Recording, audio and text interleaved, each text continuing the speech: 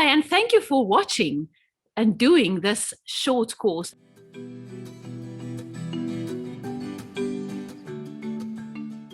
I'm really excited to share with you 3 tips that's going to help you in parenting your child diagnosed with an autism spectrum condition.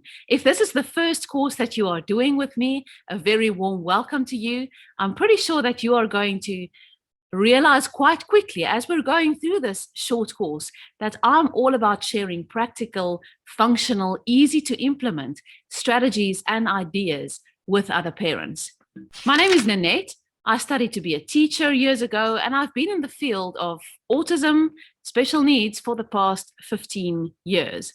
Of course, studying to be a teacher and especially being in the field of autism for a number of years, it does teach you a lot, and we continue to learn and grow as our understanding of autism develops. It is really important to keep up to date and to be willing to change the way that we support our children. We work closely with autistic adults as well to make sure that the support we offer is in line with the support that our children, our teenagers, our adolescents, even our adults need. And that is something that we feel very strongly about. Studying to be a teacher and being in the field of autism has surely taught me a lot, but the one thing that I feel has really made a significant difference to the type of strategies that I want to share with other parents is the fact that I'm also a parent, a mother to these 3 young children. And this has greatly influenced the type of support that I want to share with parents. I understand that if we are going to sit down and do a course, whether we are a stay-at-home parent or working full-time, time is always limited. And if we take the time and sit down to learn a little bit more, to understand more about supporting our children, or to do a short course, we need to know that if I take that time and I do that little course, it's really going to benefit me. I'm going to be able to take something out of that course, to take something away from there, and to implement that in a real, practical, everyday life type of manner. It's good to read more about theory and perhaps more academic studies as well. But for us as parents, we want practical, functional strategies that will make a real positive difference for our children. So this short course is all about helping you in parenting an autistic child, but these simple strategies that we are going to speak about can and should really be implemented with any child. So, of course, if we think about tips in parenting a child diagnosed with an autism spectrum condition, there are many things that we can speak about. Things that can help us, strategies that can support us in being good parents for our children, and also setting up a supportive environment and helping them to grow and develop in their own manner and in a way that makes sense for our children, to make sure that we are supporting them in an effective manner, really. We have an 8-week parenting course available that I would highly recommend to any parent. And in this course, we discuss various strategies and practical ideas and examples to help you on this parenting journey. If this is something that you want to look at, we will leave the link for you to go and check out the 8-week parenting course. It's again, all about sharing practical and effective strategies with parents, things that they can implement right from the first day.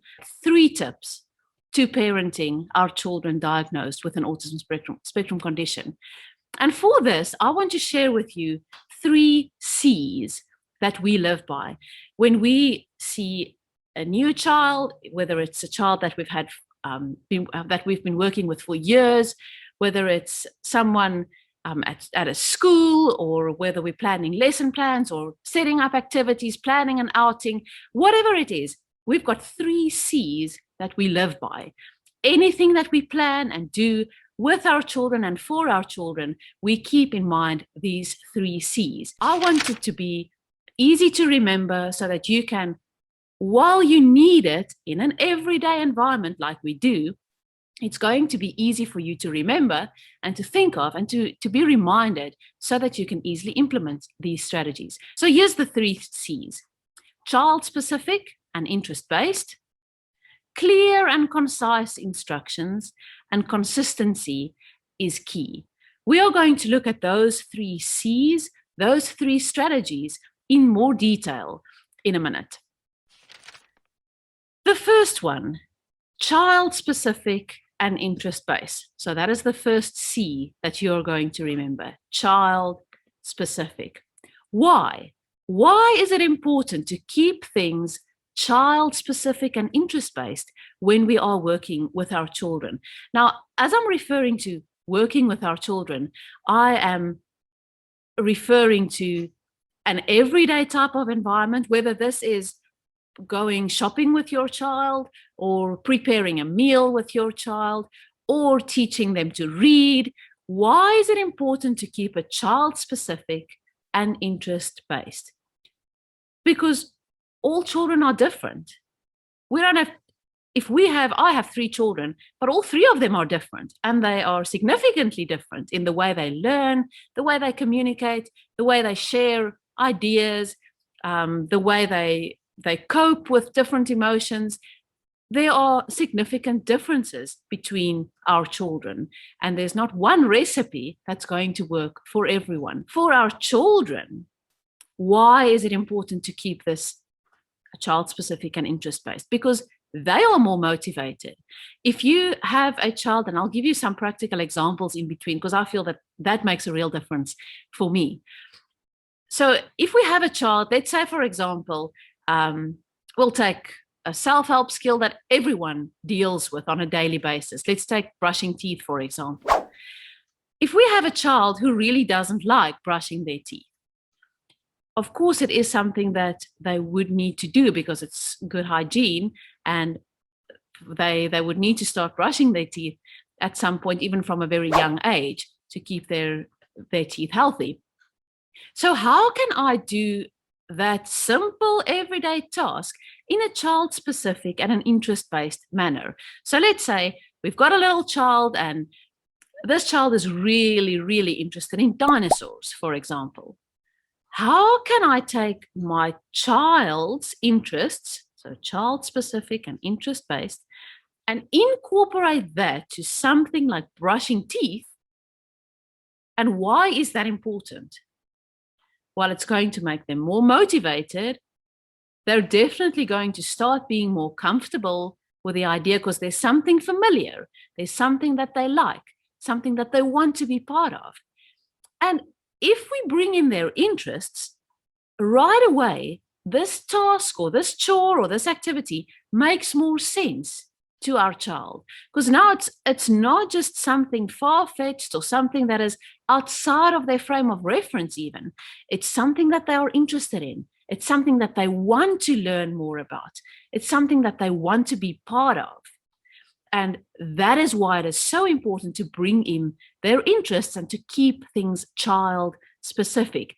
Now, let's just go back so that I can finish that practical example. Brushing teeth and an interest in dinosaurs. So you can, for example, have a picture of a dinosaur with a big mouth. You can draw it or print it and enlarge the mouth so that you can clearly see the teeth. And you can perhaps laminate the picture and then draw little bits of dirt on the teeth with a whiteboard marker. Give your child a toothbrush and let them brush the dinosaur's teeth and show them, look, we've got a dinosaur, the teeth are dirty. Let's brush, brush, brush, brush. And we make the teeth clean. That is how we clean the dinosaur's teeth in this picture. That is how we need to clean our teeth as well. And bring it back to something that is familiar, something that they are comfortable with, something that they're interested in, so that it makes more sense, so that it's something that they want to be part of, something that they actually want to look at. If they're really interested in dinosaurs, they are going to want to pick up that toothbrush and brush the dinosaur's teeth because it's silly and it's fun and it's different. Now with that, perhaps it's not good enough to brush the dinosaur's teeth and now I need to brush my teeth. So take the dinosaur with you. Have that same picture of the dinosaur on your child's toothbrush or the cup where he keeps his toothbrush, or perhaps on the wall. You can have that same dinosaur in the bathroom, a picture of it as a reminder. Have I brushed all my teeth? I've brushed the top ones. What about the bottom ones? or even brush the dinosaur's teeth and then brush mine. Brush the bottom part of the dinosaur and then the child's bottom teeth. And teach your child through that the importance, of course, of brushing teeth in this case, but you're also keeping it interest-based and getting them engaged and involved. There are other things, of course, just sticking to that same example that you can do to motivate them more. You can have little reward charts, visual timers or visual schedules where you can put some dinosaur stickers on it. Let your child help you in making those interest-based posters or reward charts or little tokens that's going to keep them motivated for this task of brushing teeth in this case. And then how do I do that? Where do I start? That is something that I suppose we have touched on already now in this practical example of brushing teeth. But look at your child, step back a little bit and go and see, ask yourself, if you're not sure, just stop for a bit and watch your child, observe. Don't give any suggestions. Don't try and present activities or toys to them. Just stop, stand back and observe for a while and see what your child goes for. What is it that he or she is most interested in? And use that as a child-specific and interest-based activity or theme or toy. It can be dinosaurs, it can be cars, it can be the color yellow, it can be anything. And perhaps you feel that there's nothing that your child is interested in. Just stop again and observe. Perhaps it's something different to what you are expecting. Perhaps it's something like an electrical cord or a plug or a piece of tool or a leftover pipe that someone has cut off. It can be something that you are not expecting it to be. But go and observe, see what your child spends a lot of time and see when they're happy. What do they go for? What makes them happy? And use that as an interest-based, as the start for a child-specific and interest-based activity. You can go and apply this to self-help skills, such as brushing teeth. You can apply the same strategy to having dinner, to putting on shoes, to getting dressed, to packing a bag. Child-specific and interest-based. Clear and concise instructions. Why is that important? Because language is overwhelming. Language is really unpredictable. Language changes all the time. And so often, especially perhaps in the times when our children are a little bit anxious or getting worked up, we tend to start feeling anxious and tense ourselves. And in those times, we often do the opposite of what we really should be doing. We start to speak faster. We start to speak high-pitched. We say a lot more in a short amount of time because we're stressed as well. But clear and concise instructions and language is really, really important for our children. We need to make sure that we are presenting instructions or comments even in a way that makes sense for our kids, in a way that is not overwhelming. So I'm going to give you an example of that again so that we can figure out how do we actually do that in a practical manner and where can I start? It's all good and well to say, I need to use clear and concise language. Sure, but how do I do that in a practical manner? Let's say I need to go to the grocery store and I need my child to come along because he can't stay at home by himself, of course. So I need to leave in 10 minutes, let's say, for example, and my child is on his iPad at the moment. He really loves playing on the iPad. It's a struggle to get him away from it, perhaps. It's understandable. So here I'm standing. I need to go to the grocery store. I need to leave in 10 minutes. My child is on his iPad. What am I going to do? My child still needs to put on his shoes. We need to get his coat. And as soon as we come back, he can have the iPad again. But for now, I just need him to be able to go to the grocery store. It's going to be a really quick trip and back. So where do I start? I don't want to go in. I am a little bit rushed, but I don't want to go in and say, hey, buddy, we're going to leave. We need to leave in 10 minutes. You need to put on your socks and shoes. Where are your shoes? Where did you kick out your shoes? Where did you put your socks? I've given you socks already. Why didn't you put it on? Leave the iPad now. We need to go. You can have it when we come back. Come on, where's your shoes? Put it on. So in that little time frame, I've really only said, we need to go. You need to leave the iPad and you need to put on your socks and shoes. But there was a lot of unnecessary language crammed in between. For my child who is sitting on the iPad, if I'm lucky enough that he heard me, for my child, this is just a crazy amount of words and sentences and language that is making no sense because I'm focused, my child is focused on whatever he's watching or playing on the iPad. And here in the background, my mom is carrying on about something about shoes and shoes and shoes and go and shoes and iPad. And where do I start? And what do I listen to? And what is going on? This can easily and quickly lead to my child becoming overwhelmed and even having a meltdown. And that's not really, if we can prevent that, we sure would like to prevent our child from having a meltdown.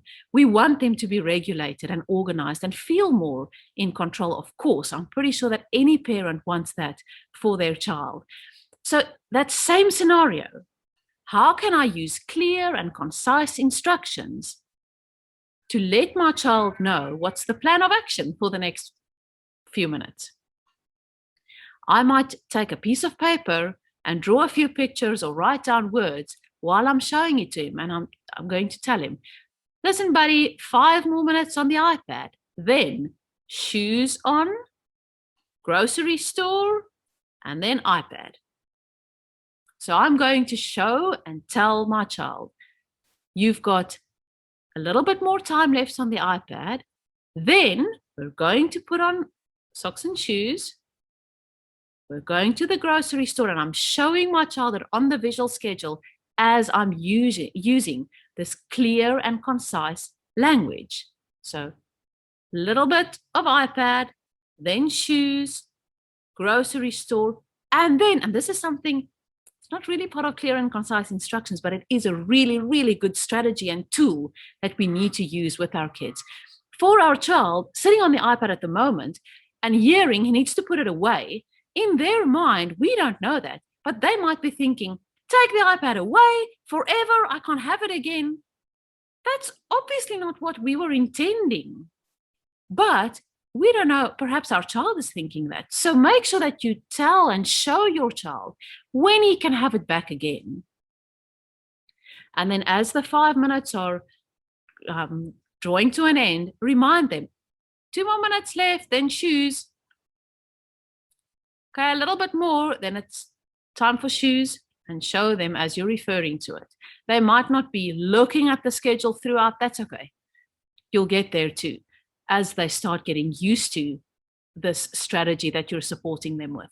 And then when the 5 minutes are up, you're going to tell them, okay, iPad is done. Let's see, when can we have the iPad again? Okay, so shoes, grocery store, iPad. Sure, let's put on your shoes, and you go through the list and make sure that you are reminding them when they can get the iPad again. And also ensure, especially if this is a new strategy that you're going to introduce with your child, don't make the time that they need to wait for this reinforcing item that you had to take away for a bit.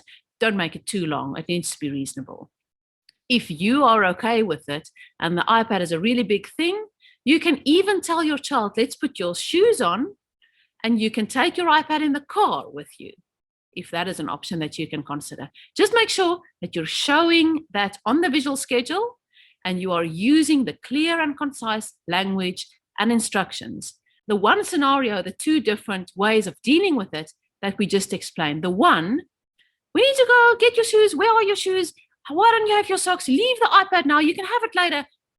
Just crazy amounts of language and way too overwhelming. The second option, okay, buddy, little bit of more iPad, then shoes, grocery store, iPad. Clear and concise language. I'm not saying that your child is always going to be happy with your ideas or the fact that you need to go out to the grocery store, but you are using clear and concise instructions and language to let your child know what can be expected. And then the last C. So at the moment, we've got child-specific and interest-based, the first C. Then the second one, clear and concise instructions.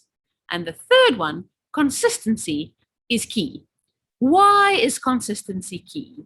Because that helps to create predictability. It helps to support our children and for them to feel supported and organized and in control. They know what to expect. There's no surprises. You are consistent in your strategy. So they know something that counts now is also going to count later today and tomorrow. You're not changing your rules, changing your expectations, changing the things you do and say all the time. Things are consistent. So, for example, let's take the strategies and the scenarios that we have been speaking about today. Let's say, for example, the brushing teeth. We're going to be consistent with that. This morning, my child had to brush his teeth because that's part of what he needs to do. So he had to brush his teeth. We're going with a dinosaur, making it interest-based. That's all fine. But now tonight, we're going to be consistent with it again. We're not going to say, he doesn't want to brush his teeth tonight. Let's just leave it. And tomorrow morning, I'm going to say, no, he needs to brush his teeth. We need to follow through with it. We need to be consistent. And then tomorrow morning, no, I can't be bothered.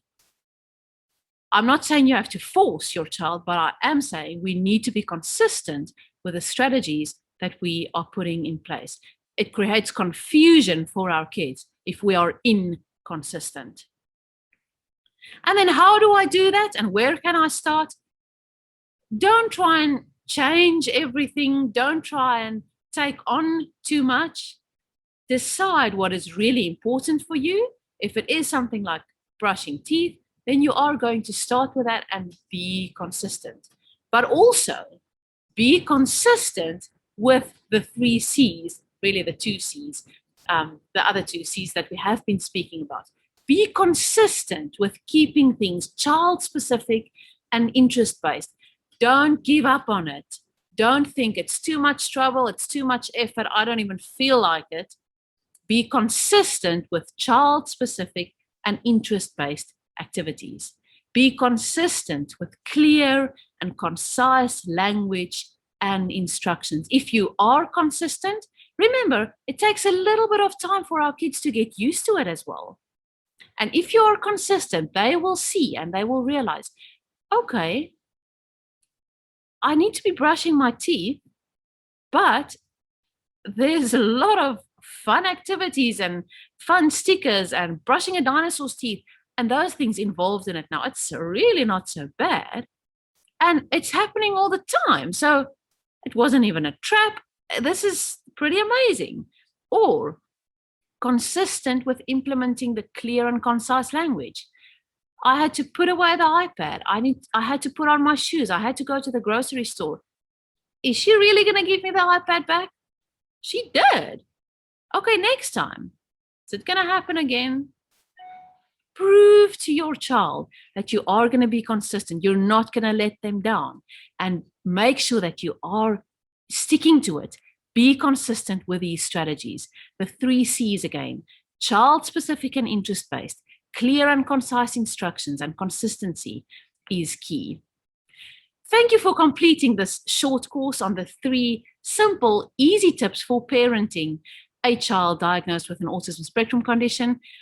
Our 8-week parenting course covers the following modules, and I would love for you to go and have a look at it. Communication, behavior, understanding and teaching emotional regulation, increasing independence, social skills, and generalization. With this 8-week parenting course, you will also get amazing printables throughout the course that you can download and use for your child.